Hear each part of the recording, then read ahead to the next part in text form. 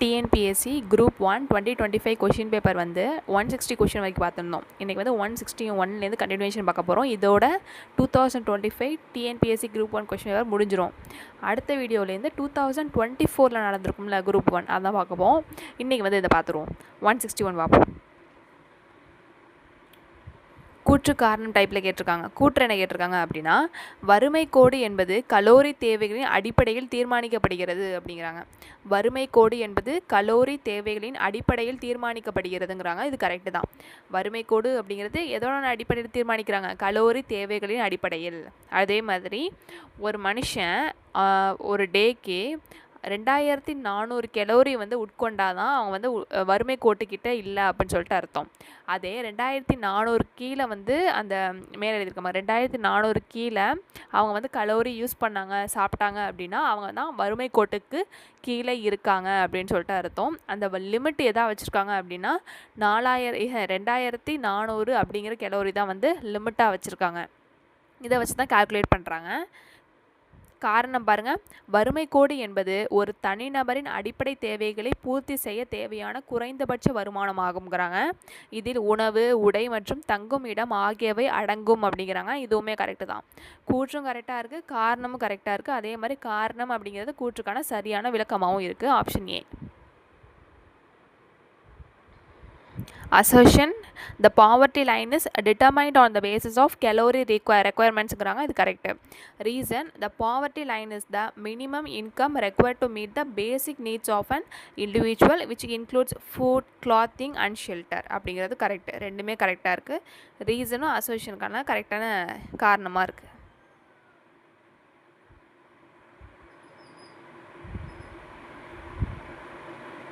இது வந்து ஒவ்வொரு ஸ்கீம்ஸ் திட்டங்கள் கொடுத்து அது வந்து காலவரிசைப்படி அடுக்க சொல்லியிருக்காங்க.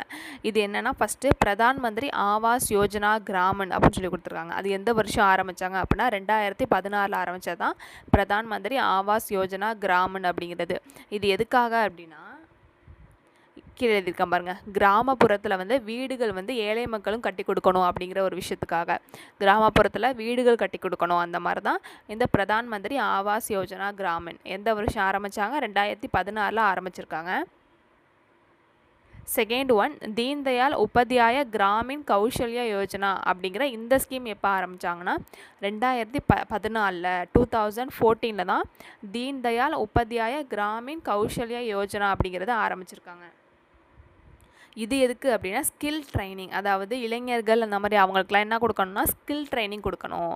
அவங்களுக்குலாம் வந்து வேலை வாய்ப்புகளுக்காக ஸ்கில் ட்ரைனிங் கொடுக்கணுங்கிறதுக்காக தான் தீன் தயாள் உபாத்யாய கிராமின் கௌசல்யா யோஜனா அப்படிங்கிறது ஆரம்பித்தாங்க. நெக்ஸ்ட்டு பிரதான் மந்திரி கிராம் சதக் யோஜனா அப்படிங்கிறது எந்த வருஷம் ஆரம்பித்தாங்கன்னா 2000 ஆரம்பிச்சிருக்காங்க. பிரதான் மந்திரி கிராம் சதக் யோஜனா 2000. இது எதுக்குன்னா, கிராமப்புறத்தில் அந்த மாதிரி இடங்கள்லாம் வந்து ரோட்ஸ் வந்து போடணும், எல்லா இடத்துலையுமே வந்து ரோட்ஸ் அந்த மாதிரி இருக்கணும், ரோடுகள் அப்படின்னு போடணும் அப்படிங்கிறதுக்காக தான் பிரதான் மந்திரி கிராம் சதக் யோஜனாங்கிறது. லாஸ்ட்டாக சமக்ர சிக்ஷா அபியான் அப்படிங்கிறது எந்த வருஷம்னா 2018 2018 தான் சமக்ர சிக்ஷா அபியான் அப்படிங்கிறது. இது எதுக்கு அப்படின்னா, ப்ரீகேஜிலேருந்து 12th வரைக்கும் எல்லோரும் கம்ப்ளீட்டாக ஸ்கூல் அப்படிங்கிறது முடிக்கணும், யாருமே வந்து பாதியில் ஸ்கூல் அப்படிங்கிறத நிறுத்தக்கூடாது அப்படிங்கிறதுக்காக கொண்டு வந்தது தான் இந்த சமக்ர சிக்ஷா அபியான். யாருமே இடையில் வந்து ஸ்கூலை வந்து இடைநிறுத்தம் பண்ணக்கூடாது அப்படிங்கிறதுக்காக தான் சமக்ர சிக்ஷா அபியான் அப்படிங்கிறது கொண்டு வந்தாங்க. ப்ரீகேஜிலேருந்து 12th வரைக்கும் எல்லோரும் கம்ப்ளீட்டாக படிச்சிருக்கணும் அப்படிங்கிறதுக்காக. ஸோ இதுக்கு டி. அப்படி பார்த்தா ஃபர்ஸ்ட் ஒன் வந்து பிரதான் மந்திரி கிராம் சதக் யோஜனா வரும், அதுக்கப்புறம் தீன் தயாள் உபாத்யாய கிராமின் கௌசல்யா யோஜனா வரும், அதுக்கப்புறம் பிரதான் மந்திரி ஆவாஸ் யோஜனா கிராமன் வரும், லாஸ்ட்டாக சமக்ர சிக்ஷா அபியான் வரும்.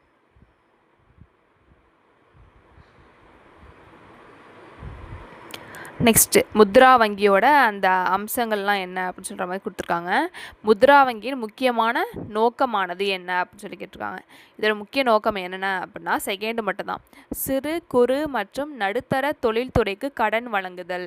சிறு குறு மற்றும் நடுத்தர தொழில்துறைக்கு கடன் வழங்குதல்லாம் எதோட முக்கிய நோக்கம்? முத்ரா வங்கி, முத்ரா பேங்கோட முக்கிய நோக்கமாக இருக்குது.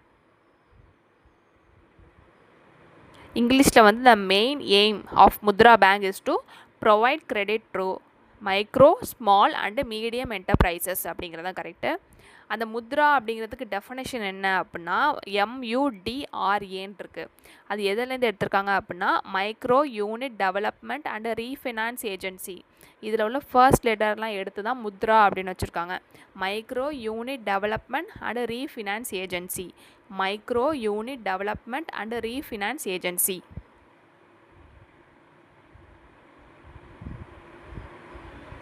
இதுவுமே வந்து காலவரிசைப்படி அடுக்க சொல்லியிருக்காங்க. கீழ்கண்ட நிகழ்வுகளை காலவரிசைப்படுத்துக. இதில் வந்து மகள்வாரி, ரயத்வாரி, ஜமீன்தாரி, பூமிதானம் முறை அப்படின்னு சொல்லிட்டு 4 கொடுத்து கேட்டிருக்காங்க. இதில் மகள்வாரி அப்படிங்கிறது 1822 வந்துச்சு. மகள்வாரி 1822 வந்துச்சு. இது வந்து யார் கொண்டு வந்தா அப்படின்னா வில்லியம் பென்டிக் பிரபு கொண்டு வந்தது தான் இந்த மகள்வாரி அப்படிங்கிறது 1822. நெக்ஸ்ட்டு ரயத்வாரி முறை அப்படிங்கிறது 1820 வந்துச்சு. இது வந்து தாமஸ் முன்ரோ அப்படிங்கிறவர் கொண்டு வந்தார். தாமஸ் முன்ரோ அப்படிங்கிறவர் தான் 1820 ரயத்வாரி முறை கொண்டு வந்தது. ஜமீன்தாரி முறை அப்படின்னா 1793 1793 காரன்வாலிஸ் பிரபுவால் கொண்டு வரப்பட்டது தான் ஜமீன்தாரி முறை 1793. லாஸ்ட்டாக பூமிதான முறை அப்படிங்கிறது 1951 வந்திருக்கும். இது யாருன்னா ஆச்சாரியா வினோபா பாவே தான் கொண்டு வந்திருப்பார். ஆச்சாரியா வினோபா பாவேல கொண்டு வரப்பட்டது தான் பூமிதான முறை. இதுபடி பார்த்தோம்னா ஃபஸ்ட்டு ஜமீன்தாரி முறை வரும், அதுக்கப்புறம் ரயத்வாரி முறை வரும், அப்புறம் மகள்வாரி முறை வரும், லாஸ்ட்டாக பூமிதான முறை வரும். ஸோ சி இங்கிலீஷ்லேயே தான்.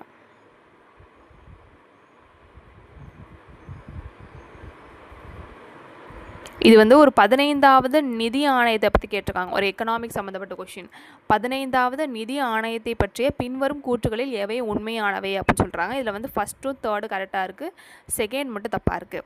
மக்கள் தொகை செயல்திறனுக்கான புள்ளிகள் அறிமுகப்படுத்தப்பட்டுள்ளது. இந்த 15வது நிதி ஆணையத்தில் தான் மக்கள் தொகை செயல்திறனுக்கான புள்ளிகள் அறிமுகப்படுத்தப்பட்டுள்ளது அப்படிங்கிறாங்க. இது கரெக்டு தான்.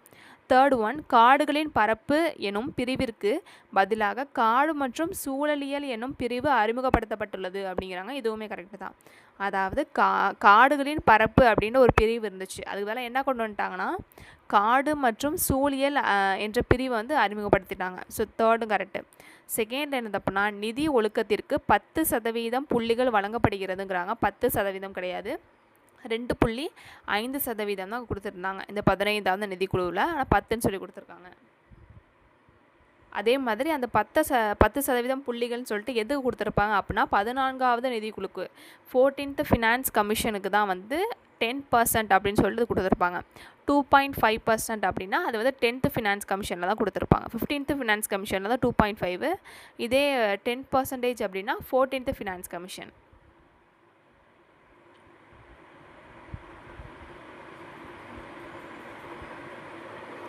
இது வந்து வங்கிகளோட ரெப்போ ரேட், ரிவர்ஸ் ரெப்போ ரேட்டை பற்றி கேட்டிருக்காங்க. இதுவுமே எக்கனாமிக் கொஷின் தான். சரியான வாக்கியத்தை கண்டறிக அப்படின்னு. இதில் வந்து ஏபிசி கரெக்டாக இருக்குது, டி மட்டும் தப்பாக இருக்குது.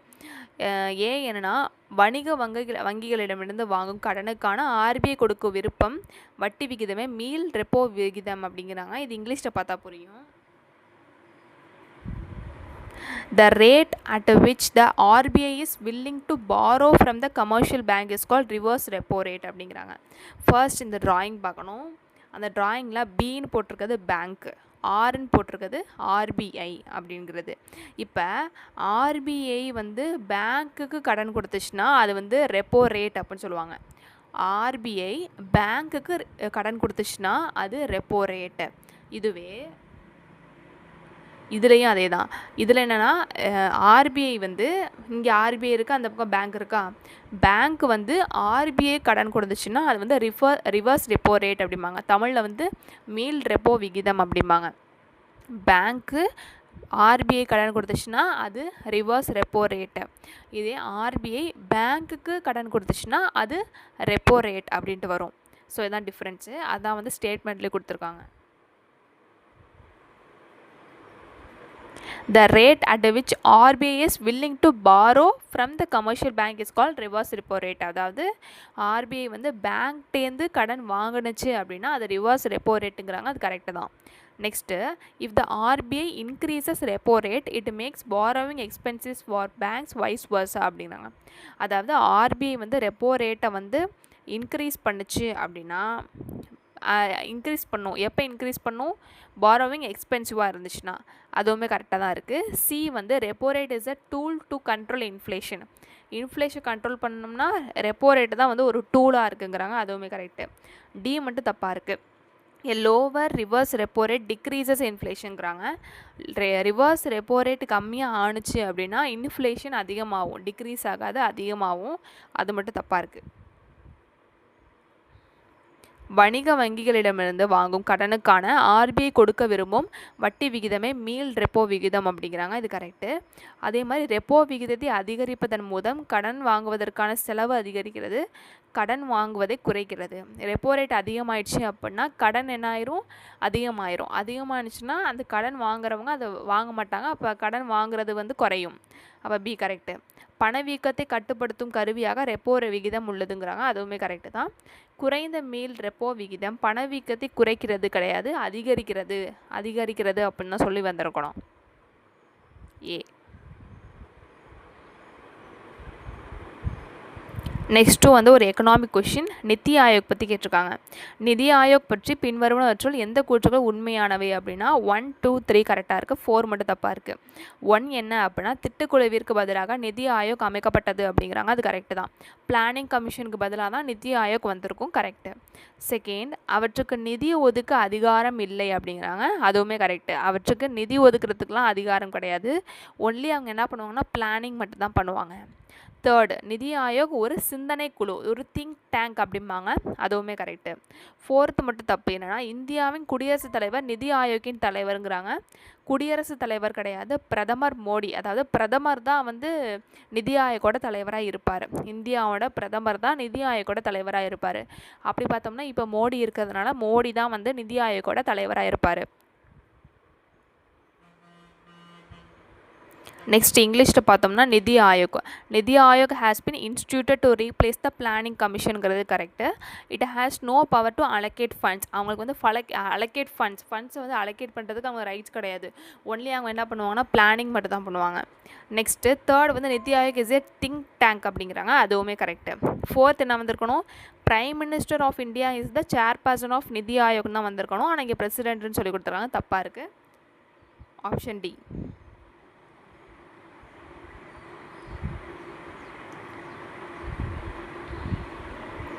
Next question. இதில் பற்றி கேட்டிருக்காங்க பாருங்கள். கல்வெட்டுகள் அந்த மாதிரி விஷயங்களை வச்சு கேட்டிருக்காங்க. பின்வருவற்று சரியானவற்றை கண்டறிக. 1, 2 மட்டும் கரெக்டாக இருக்குது. தேர்டு, ஃபோர்த்து தப்பாக இருக்குது. ஃபர்ஸ்ட் ஒன்று வந்து அசோகர் எழுத்து பொறிகள் மைசூர் பிராந்தியத்தில் பிரம்மகிரியில் கிடைக்கின்றது அப்படிங்கிறாங்க. இது கரெக்டு தான். அசோகரோட எழுத்து பொறிகள் வந்து மைசூர் பிராந்தியத்தில் பிரம்மகிரியில் கிடைக்கின்றது. கரெக்டு. செகண்ட் வந்து சின்னமனூர் செப்பேடு தலையாலங்கானத்து பாண்டிய நெடுஞ்செழியனை குறிப்பிடுகின்றது அப்படிங்கிறாங்க. கரெக்டு தான். சின்னமனூர் செப்பேடுங்கிறது யாரை குறிப்பிடுகிறது? தலையாலங்கானத்து பாண்டிய நெடுஞ்செழியனை குறிப்பிடுகிறது. எது? சின்னமனூர் செப்பேடு. அதுவுமே கரெக்டு. தேர்டு வந்து தப்பாக இருக்குது. தி ஆ கோபிநாதநாயர் பதிப்பித்த திருக்கோவிலூர் எழுத்துப்படி அவ்வை உயிர் துறந்ததை குறிப்பிடுகின்றது அப்படிங்கிறாங்களா? அது தப்பாக இருக்குது. திருக்கோவிலும் எழுத்துப்பொறியும் கிடையாது. அது அவ்வை உயிர் துறந்தது வந்து குறிப்பிடவும் இல்லை. அதாவது ஆக்சுவலாக அவர் பதிப்பித்தது வந்து கபிலர் வந்து உயிர் தந்ததான் அது குறிப்பிடுது அப்படின்னு சொல்லுவாங்க. ஆனால் இங்கே அவ்வை அப்படின்னு சொல்லி கொடுத்துருக்காங்க. ஸோ தேர்ட் வந்து தப்பு தான். அதை நீங்கள் எடுத்துக்க தேவையில்ல. ஃபோர்த்து வந்து கிபி 10ஆம் நூற்றாண்டு வரையில் கன்னட நாட்டில் வீரக்கல் கிடைக்கவில்லை அப்படிங்கிறாங்க. அப்படிலாம் இல்லை. கிபி 5ஆம் நூற்றாண்டுலேருந்தே வீரக்கல் வந்து கிடைக்க ஆரம்பிச்சிட்டு. ஸோ 5ஆம் நூற்றாண்டுலேருந்தே கிடைக்க ஆரம்பிச்சிட்டு. ஆனால் இங்கே வந்து 10ஆம் நூற்றாண்டு வரைக்குமே வந்து கிடைக்கல அப்படின்னு சொல்கிறாங்க. அதெல்லாம் கிடையாது. ஸோ ஃபோர்த்தும் தப்பாக இருக்குது. ஃபர்ஸ்ட்டு செகண்ட் தான் கரெக்டு. C option. இங்கிலீஷில் the Ashoka's inscription was found at Brahmagiri. Correct. Chinnamanur செப்பேடு மென்ஷன் தலையாலங்கானத்து பாண்டியன் நெடுஞ்செழியன். அதுவுமே கரெக்டு. தேர்டு, ஃபோர்த்து தப்பாக இருக்குது.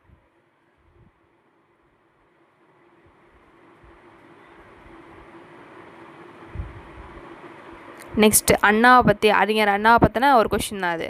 கூற்று காரணம் டைப்பு. கூற்று என்ன கொடுத்துருக்காங்க? சிஎன் அண்ணாதுரை சுயமரியாதை இயக்கத்தால் கவர்ந்தெழுக்கப்பட்டு திராவிடர் கழகத்தில் சேர்ந்தார் அப்படிங்கிறாங்க. அது கரெக்டு தான்.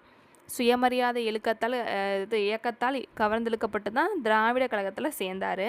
அதே மாதிரி காரணம்னு சொல்லி கொடுத்துட்டு சிஎன் அண்ணாதுரை நீதி கட்சி மற்றும் திராவிட கழகத்தை சமமாக நடத்தினார் அப்படிங்கிறாங்க. ரெண்டுமே வந்து வேறு வேறு இதில் நடந்தது, ஆனால் வந்து சமமாக நடத்தினார் அப்படின்னு சொல்லி கொடுத்துருக்காங்க. அதனால் தப்பாக இருக்குது. அதே மாதிரி திராவிட கழகம் எப்போ ஆரம்பிச்சிருப்பாங்க? 1944 ஆரம்பிச்சிருப்பாங்க. ஸோ ஆப்ஷன் ஏ.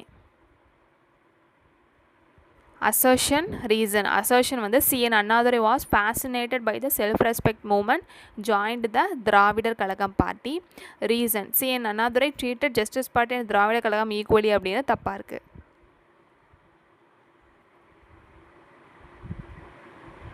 நெக்ஸ்ட்டு வேலூர் கழகம் பற்றின ஒரு கொஷின். இதில் என்னென்னா, பின்வரும் வாக்கியங்களில் வேலூர் கழகம் தொடர்புடைய உண்மையான கூற்றாவது. இதில் வந்து 1, 2, 4 கரெக்டாக இருக்குது, 3 மட்டும் தப்பாக இருக்குது. 1 வந்து அந்த கழகம் 8 மணி நேரம் வரை நீடித்தது அப்படிங்கிறாங்க. அது கரெக்டு தான். வேலூர் கழகம் அப்படிங்கிறது 8 மணி நேரம் வரைக்கும் நீடிச்சிச்சு. வேலூர் கழகம் எப்போ நடந்திருக்கும்? 1806 1806 நடந்ததான் வேலூர் கழகம். அதுவும் 8 மணி நேரம் நடந்திருக்கு.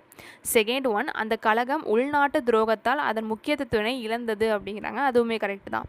அந்த கழகம் உள்நாட்டு துரோகத்தால் அதன் முக்கியத்துவத்தினை இழந்தது அப்படிங்கிறாங்க. நெக்ஸ்ட்டு ஃபோர்த் ஒன் பாருங்கள். ஆங்கிலேயர்கள் 2000க்கும் மேற்பட்ட இந்திய சிப்பாய்களை பிடித்தார்கள் அப்படிங்கிறாங்க. அது கரெக்டு தான். ஆங்கிலேயர்கள் 2000க்கும் மேற்பட்ட இந்திய சிப்பாய்களை பிடித்தார்கள் அப்படிங்கிறது கரெக்டு. தேர்ட் ஒன் மட்டும் தப்பு. அந்த கழகத்திற்கு பிறகு திப்பு சுல்தானின் குடும்பம் சென்னைக்கு மாற்றப்பட்டது அப்படிங்கிறது தப்பு. கல்கத்தாவுக்கு தான் மாற்றிருப்பாங்க, சென்னை கிடையாது, கல்கத்தா. ஆனால் இங்கே வந்து சென்னைன்னு சொல்லி கொடுத்துருக்காங்க. ஸோ தப்பாக இருக்குது. Option C.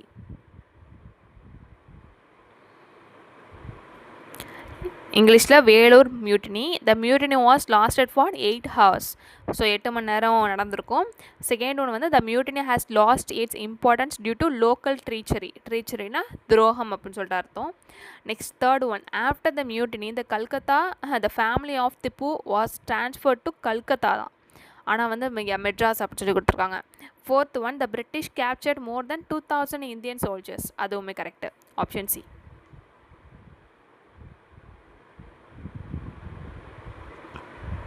பெரியார் பற்றின விஷயங்களை வந்து காலவரிசைப்படுத்த சொல்லியிருக்காங்க. பின்வரும் நிகழ்வுகளை அவற்றின் காலவரிசைப்படுத்தி வரிசைப்படுத்தவும்ட்டு.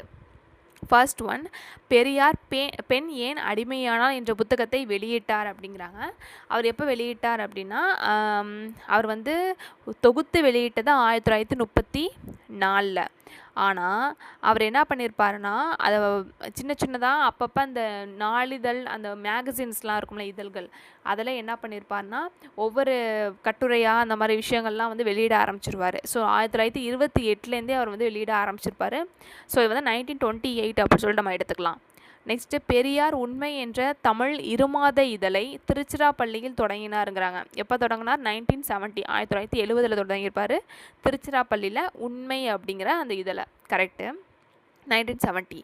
தேர்ட் ஒன், பகத்சிங்கின் நான் ஏன் நாத்திகன் என்ற துண்டு பிரசுரத்தின் தமிழ் மொழிபெயர்ப்பை வெளியிட்டதற்காக பெரியார் கைது செய்யப்பட்டார். எப்பொழுது கைது செய்யப்பட்டார் அப்படின்னா 1934 தான் கைது செய்திருப்பாங்க. நெக்ஸ்ட்டு, சென்னை நடைபெற்ற தமிழ்நாடு பெண்கள் மாநாட்டில் பெரியார் என்ற பட்டம் வழங்கப்பட்டது எப்போது அப்படின்னா 1938. யார் வந்து பெரியார் அப்படின்னு சொல்லிட்டு பட்டம் வழங்கியிருப்பாங்க அப்படின்னா தர்மாம்பாள், டாக்டர் தர்மாம்பாள் அப்படிங்கிறவங்க தான் என்ன பண்ணியிருப்பாங்க, பெரியார்னு பட்டம் சூட்டியிருப்பாங்க. இதுபடி பார்த்தோம்னா ஃபஸ்ட்டு வந்து எது வரும் அப்படின்னா, அந்த பெண் ஏன் அடிமையானால் அந்த புத்தகத்தை வெளியிட்டது 1928 வரும். அதுக்கப்புறம் பகத்சிங்கோட நாத்திகன் அந்த துண்டு பிரச்சாரம் இருக்குல்ல, அது 1934 அடுத்தது வரும். அதுக்கப்புறம் வந்து பெரியார் பட்டம் சூட்டப்பட்டது வந்து 1938 அடுத்தது வரும். லாஸ்ட்டாக தான் 1970 உண்மை அப்படிங்கிற அந்த இதழ் வந்திருக்கும். ஸோ அதுபடி பார்த்தோம்னா 1342. இங்கிலீஷ்ட்டு பார்த்துவோங்க.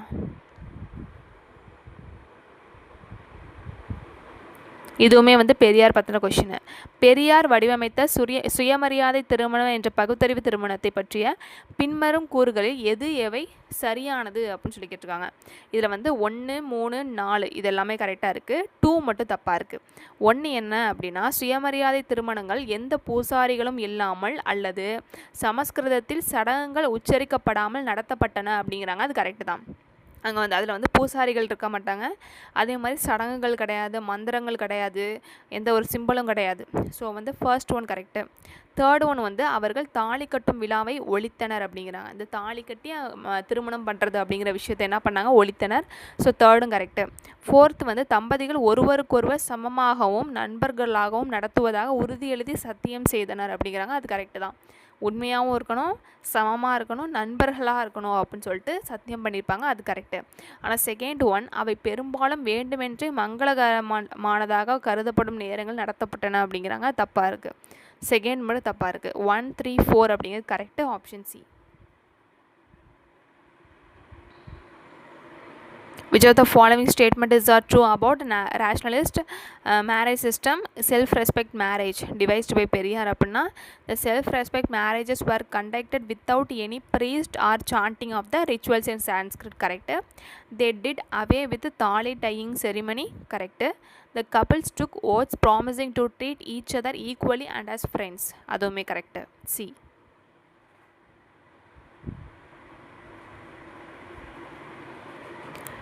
நெக்ஸ்ட் இதில் வந்து கூற்று காரணம் டைப். கூற்று வந்து நீதி கட்சி அன்னிபெசன்ட் தன்னாட்சி இயக்கத்தை எதிர்த்தது அப்படிங்கிறாங்க. அது கரெக்டு தான். அன்னிபெசன்டோட தன்னாட்சி இயக்கம் எப்போ ஆரம்பிச்சிருப்பாங்க, 1914 செப்டம்பர் மாதம் ஆரம்பிச்சிருப்பாங்க. ஓகேவா, அடையாரில். அதை வந்து என்ன பண்ணியிருப்பாங்க, நீதி கட்சி வந்து எதிர்த்தாங்க அப்படிங்கிறாங்க. கரெக்டு தான். காரணம், டொமினியன் அந்தஸ்து பிராமணர்களுக்கு அதிக அதிகாரத்தினை வழங்கக்கூடும் என கவலைப்பட்டது அப்படிங்கிறாங்க. ஏன்னா டொமினியன் அந்தஸ்து, தன்னாட்சி இயக்கம் என்ன சொல்லியிருப்பாங்க அப்படின்னா, டொமினியன் அந்தஸ்து கிடச்சா போதும் அப்படிங்கிற மாதிரி சொல்லியிருந்திருப்பாங்க.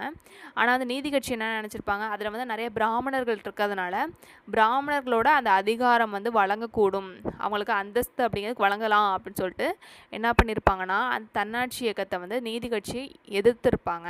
ஸோ காரணம் கரெக்டாக இருக்குது. அதே மாதிரி காரணம் அப்படிங்கிறது கூற்றுக்கான சரியான விளக்கமாகவும் இருக்குது. Option B. அசர்ஷன் அப்படின்னா, justice party opposed the home rule movement of Annie Besant. அதை வந்து assertion correct. Reason, justice party feared the dominion status would give more powers to the Brahmans அப்படிங்கிறது correct. Bombay. Option B correct.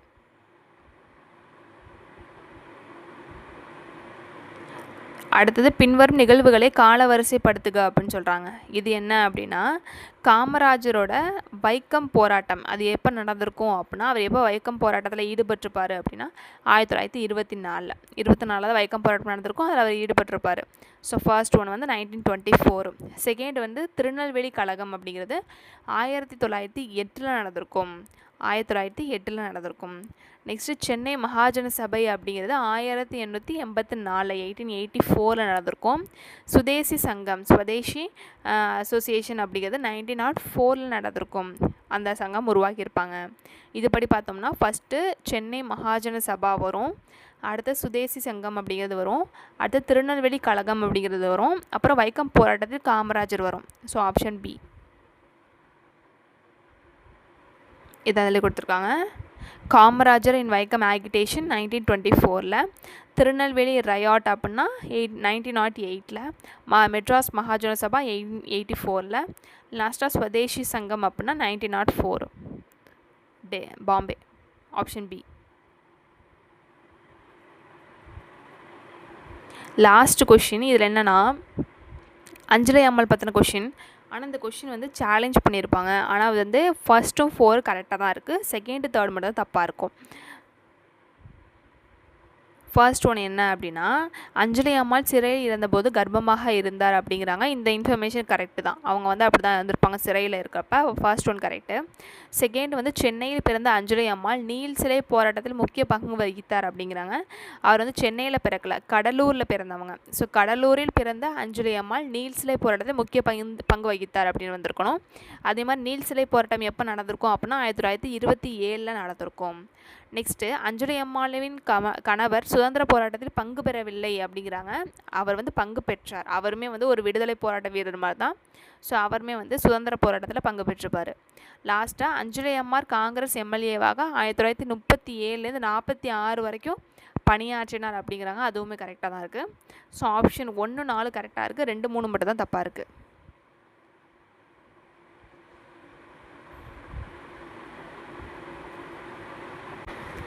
நான் இந்த வீடியோவில் வந்து இதை முடிச்சிடலான்னு தான் நினச்சேன். ஆனால் இன்னும் கொஞ்சம் கொஷின்ஸ் இருக்குது. அது வந்து அடுத்த வீடியோவில் வந்து ஃபுல்லாக கம்ப்ளீட் பண்ணிடலாம். ஸோ தேங்க்யூ ஃபார் வாட்சிங்.